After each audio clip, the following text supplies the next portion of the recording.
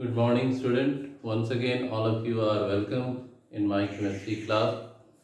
और आज की क्लास में हम लोग बात करेंगे Pearson theory of acid and base, which is also known as HSAB principle, hard soft acid base principle. This theory was given by Pearson in 1963, and according to this theory, it has been stated whenever interaction takes place between hard acid and hard base, soft acid and soft base, causing the formation of stable compound which may be molecule or molecular ion. Pearson theory of acid and base is also known as extended form of Lewis acid base theory. Pearson ने बताया कि जब भी interaction same nature में होगा तो resulting species जो बनेगा that will be highly stable.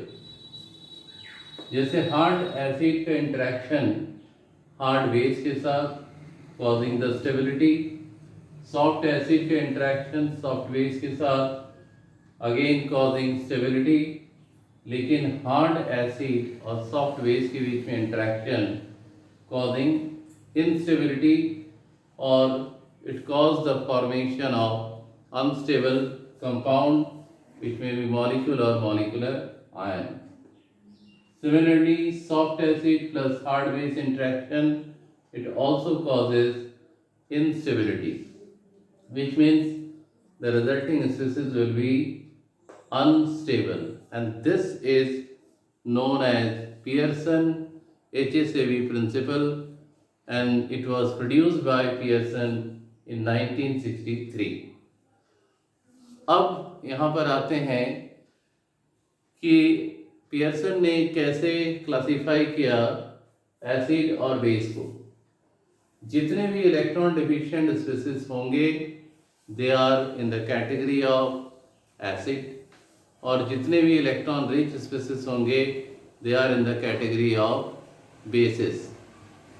अब यहाँ पर सबसे इम्पॉर्टेंट पॉइंट है कि इलेक्ट्रॉन डिफिशिएंट स्पीसीज कौन से होते हैं। तो जितने भी मेटल कैटायंस हैं all are the example of electron deficient species, and the molecules which do not obey the octet configuration, which means electron deficient molecule like aluminum chloride, beryllium chloride, these are also in the category of acid. अब यहाँ पर HSAB principle के according सारे metal cation are the example of acid, और सारे anions जो हैं they are the example of base. Acid को फर्दर क्लासिफाई किया गया दो पार्ट में, hard acid, soft acid. Base को भी क्लासिफाई किया गया दो पार्ट में, हार्ड बेस और सॉफ्ट बेस। लेकिन समझेंगे कैसे, क्या क्या कैरेक्टरिस्टिक्स होना चाहिए हार्ड एसिड के लिए, हार्ड बेस के लिए, सॉफ्ट एसिड के लिए और सॉफ्ट बेस के लिए। हार्ड एसिड जो होंगे they have smaller size, less polarization and high electronegativity. बहुत सारे इसमें एग्जाम्पल आ सकते हैं मेटल कैटायन का, H+, Li+, Na+, magnesium 2+, calcium 2+, aluminium 3+, and some others are also known. Similarly, soft acid जिसका opposite होगा, they have large size. जितने भी सॉफ्ट एसिड होंगे उनका साइज क्या होगा, लार्ज। हाईली पोलराइज, आसानी से पोलराइज हो जाता है, और लो इलेक्ट्रोनेगेटिविटी।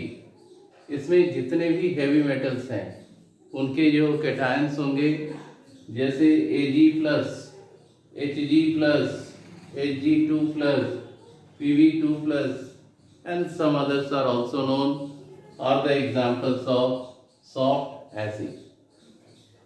तो इलेक्ट्रॉन डिफिशिएंट स्पीसीज में मेटल कैटायन को हम लोग क्या कहेंगे, एसिड, और पियर्सन ने क्लासिफाई किया इन्हें दो पार्ट में, hard acid, soft acid. Hard acid के लिए कुछ कैरेक्टरिस्टिक्स हम लोग अभी बताएं और सॉफ्ट एसिड के भी कुछ कैरेक्टरिस्टिक्स होते हैं जो एक दूसरे का क्या होगा, अपोजिट होगा। इसी प्रकार से एनायन जिनका नेचर क्या है, बेसिक, दो कैटेगरी में क्लासिफाई किया गया, हार्ड बेस, सॉफ्ट बेस। जो हार्ड बेस होगा उसका साइज क्या होगा, स्मॉलर होगा, इलेक्ट्रोनेगेटिविटी ज़्यादा होगा, आसानी से पोलराइज नहीं होगा, लेस पोलराइज। इसमें कुछ एग्जाम्पल हैं, F minus, OH minus, Cn minus, water, ammonia, carbonate ion and oxide ion. All these are the example of hard base according to Pearson. और सॉफ्ट बेस जिसका अपोजिट लार्जर साइज होगा, लो electronegativity होगा और highly polarised हो जाएगा, जैसे iodide ion, bromide ion, sulphide ion, arsenic hydride और phosphine. इसके अलावा भी कुछ एग्जाम्पल हो सकते हैं। तो बेसिक कॉन्सेप्ट पियर्सन थ्योरी में क्या है कि हार्ड एसिड इंटरेक्ट करेगा हार्ड बेस के साथ, सॉफ्ट एसिड इंटरेक्ट करेगा सॉफ्ट बेस के साथ, जिसके कारण जो भी रिजल्टिंग स्पीशीज फॉर्म होगा वो क्या होगा, हाईली स्टेबल। और अगर अपोजिट इंटरेक्शन होता है हार्ड सॉफ्ट या सॉफ्ट हार्ड, उसके कारण जो रिजल्टिंग स्पीशीज होगा that will be highly unstable. यहाँ पर हार्ड एसिड और hard base, soft acid, soft base का एसिडिक स्ट्रेंथ और बेसिक स्ट्रेंथ से कोई लेना देना नहीं है। एसिडिक स्ट्रेंथ, बेसिक स्ट्रेंथ कई अलग